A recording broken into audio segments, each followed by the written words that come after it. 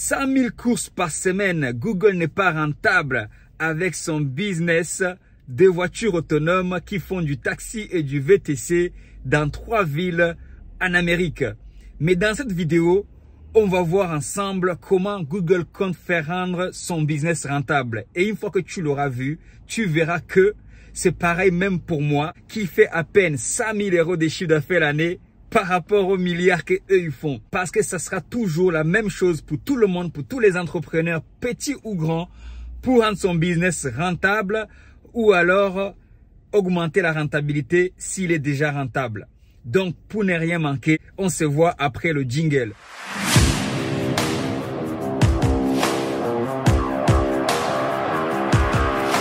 Salut à toi, bienvenue sur Empatainment. Ici, on va voir un cas pratique que j'ai pris pour exemple avec mes candidats VTC. Cette semaine, on est en formation.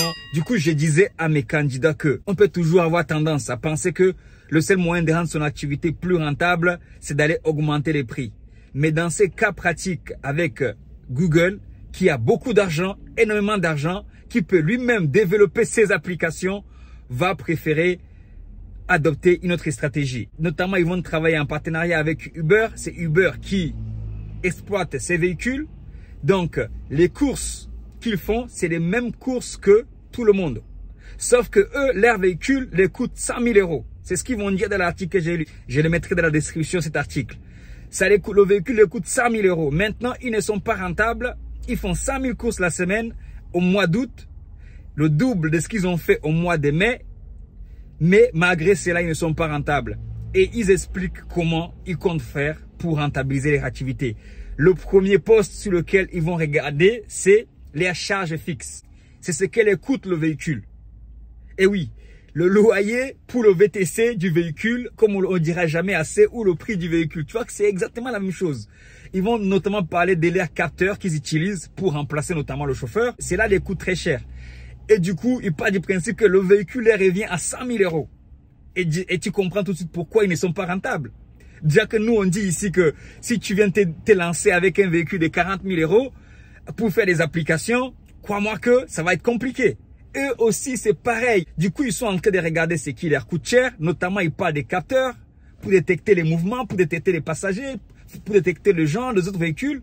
Ces capteurs leur coûtent cher. Ils veulent diminuer leur coût de fabrication, en gros, de leurs véhicules. Notamment, ils parlent de collaborer avec une entreprise chinoise pour développer leurs véhicules. Peut-être qu'ils développaient, je ne sais pas jusqu'à présent, s'ils développaient leurs véhicules en Amérique, la main d'œuvre est beaucoup plus chère.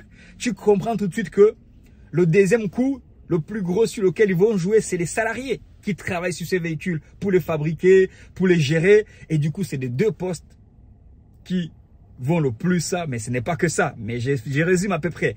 Et les deux postes par rapport à toi aussi, c'est pareil. Par rapport à toi et moi, c'est pareil. Le choix du véhicule, c'est très important. Le choix de la rémunération, c'est très important. Plus tu vas baisser ta rémunération, tu vas adapter ta rémunération, mieux ta société va se porter. Parce que qui dit chaque rémunération, tu es doublement taxé sur les rémunérations. Le plus cher, on ne le dira jamais assez. J'ai dit ça à mes candidats. Le plus cher, ce n'est pas de se rémunérer. Ce n'est pas de prendre 1 000 € dans sa société. C'est de prendre 1 000 € et devoir aussi débourser 1 000 € pour les impôts. Mais c'est comme ça. Et du coup, une fois que tu as compris ça, tu vas mieux équilibrer, ne serait-ce que la première ou la deuxième, voire même la troisième année, pour ne pas fermer comme un grand pourcentage des entreprises qui ouvrent en France, qui ne tiennent pas au bout de la troisième année. Cette stratégie, elle est puissante. Si tu veux te lancer, il faut voir sur quel poste tu peux taper. Sur les charges fixes notamment. S'il faut baisser ton salaire, il faut baisser ton salaire. Une fois que tu as fait ça, c'est à partir de là que tu peux dire au fait maintenant, je veux aspirer à des meilleurs prix. Je veux aspirer à des meilleurs partenaires. Je vais aller dans des groupes. Je vais tester plusieurs applications, plusieurs moyens. Je vais chercher ma clientèle privée pour améliorer ma rentabilité. Et c'est tout ça qu'on appelle la gestion comptabilité d'une entreprise. Et c'est dans ça que beaucoup d'entrepreneurs, pas que des VTC ou pas que des taxis, échouent beaucoup. C'est dans ça qu'on a beaucoup de lacunes. Moi, le premier. Et il m'a fallu du temps pour comprendre ça. Il m'a fallu du temps pour comprendre que je ne peux pas déléguer ces tâches-là à mon comptable. Mon comptable ne viendra pas dans mon entreprise me dire sur quel poste je devrais mieux gérer. Je deviens mieux baisser. Je deviens mieux me focaliser. Non, ça ne va jamais se passer comme ça. C'est pour ça que je dis aussi à mes candidats encore une fois que s'il y a un livret que vous ne devez pas vous séparer, c'est le livret de gestion comptabilité. Tout le parcours, c'est tout, notamment, il y a juste la partie du bilan. La partie du bilan, on va dire le bilan dont les actifs et les passifs. Les passifs, c'est ce que vous coûte votre activité. Les actifs, c'est ce que vous ramène, vous fait gagner votre activité. Une fois que vous savez jouer sur les deux tableaux, des actifs et des passifs, les produits d'exploitation, les charges d'exploitation et toutes ces choses-là, une fois que vous les avez au clair, une fois que vous les avez répertoriés, vous les avez détaillés, vous pouvez dire, OK, ça, je supprime. C'est comme prendre un relevé de compte bancaire. Je l'ai déjà fait concrètement une fois. Vous dites, OK, j'ai fait rentrer ceci. Tu soulignes.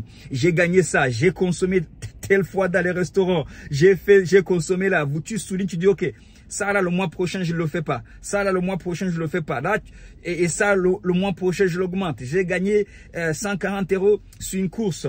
D'ailleurs, je regarde bien si je prends pas du retard sur ma résa.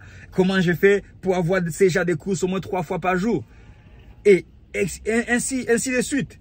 J'ai gagné 3000 € sans Uber. J'ai gagné 2000 € le mois dernier sans Uber. J'ai gagné 1000 € sans Uber. Comment je fais pour gagner encore plus d'argent sans Uber qui va me prélever la commission chez qui je ne veux même pas récupérer la TVA. C'est ça la gestion d'une entreprise. Ça commence par là. Et plus tard, maintenant, quand vous commencez à grossir, vous pouvez maintenant augmenter les prix. Mais ce n'est pas le premier réflexe. Et si vous augmentez les prix et que vous ne diminuez pas vos charges, vous allez toujours voir que ça va rester compliqué. Mais avant de penser à avoir des meilleurs prix, il faut déjà penser à optimiser vos revenus, à notamment adapter les charges à votre cas personnel. Pour sortir de la vidéo, histoire de ne pas rater ma résa quand même, je vais prendre l'exemple concret de mon voisin VTC qui s'est lancé, un voisin de longue date. Enfin, c'était mon ancien voisin qui s'est lancé dans le VTC. Du coup, on se croisait comme, bon, moi, ça faisait quelques années que déjà j'étais VTC. On a fait connaissance, on discutait. Et des fois, on parlait. Il me disait, voilà, moi, je me verse tel salaire. Il s'est versé un assez bon salaire. Hein. Il s'est versé 2000 €. Autour de 2000 € le mois. Et il était pratiquement à 100% appris. Et du coup, même au niveau de ses réparations, moi, il me voyait parce que j'avais un autre voisin qui était bon de longue date aussi, qui était bon en mécanique, qui réparait mes véhicules. Il me disait, mais t'es fou, comment tu peux aller donner ton van pour faire ta vidange chez lui? Et dit, lui, il est plus bon. Moi, je disais, lui, il est plus bon que tous ces mecs à qui tu vas donner ta voiture chez les concessionnaires qui sont à peine sortis d'école et ils te prennent le 4 fois plus cher que moi ce que je paye. Je dis, mais mon gars, c'est compliqué. Comment tu te fais pour te verser 2000 € de salaire en voiture éco? Tu vas chez le concessionnaire non seulement, il faut au bout des moments commencer à optimiser. Je te dis concrètement, quelques mois après, il a dû fermer son SARL parce que il ne pouvait pas payer les charges de l'URSSAF liées à ces 2000 et quelques € de salaire. Voilà. Parce que quand tu gagnes 6000 €, tu peux pas te verser 2000 € de salaire et non seulement aller réparer ton véhicule qui a dépassé la garantie, qui a plus de 3 ans, et aller le réparer chez BM. Tu te fais arnaquer. Tu gères mal ton entreprise. Donc les amis, si vous travaillez sur ça, ça va vachement vous changer la vie. Ça va vachement augmenter votre rentabilité. Parce que moi, je pense que quand même, si tu es dans le métier du VTC, pendant 1 an, tu ne peux pas me dire que tu n'es pas rentable. Tu es rentable à 1%, à 2%, à 10%. Tout ce qui te reste à faire, c'est d'augmenter ta rentabilité pour atteindre la moyenne qui est autour de 25 à 30% dans le taxi et le VTC. Peace, yo. God bless.